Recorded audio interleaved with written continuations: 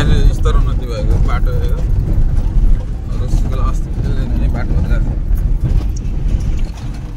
अहिले बगिरहेको रसिकला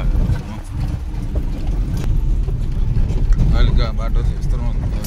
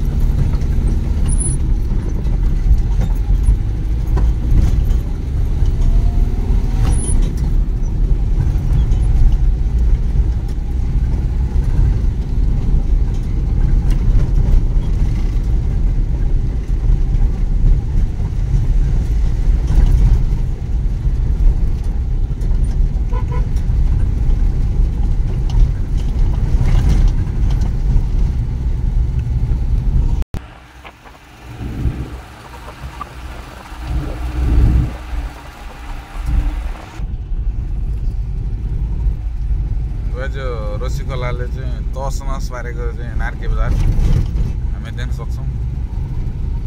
तपाईँहरू चाहिँ बिपी राजमार्गको बाटो हुँदै काठमाडौँ जोडिनुहुन्छ भने हामीलाई चाहिँ नार्के बजारमा पहिला चाहिँ नार्के बजार यहाँ घरै घर चाहिँ तपाईँको हेर्न सक्नुहुन्छ। अहिले चाहिँ यो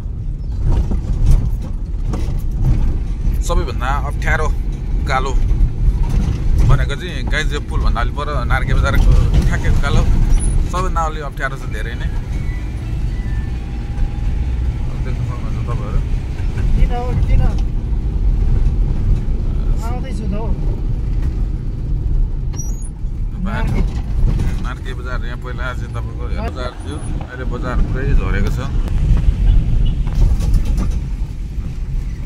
किन के तिलकुमारी बस्ने समाजको सबैलाई चाहिँ लागेको छैन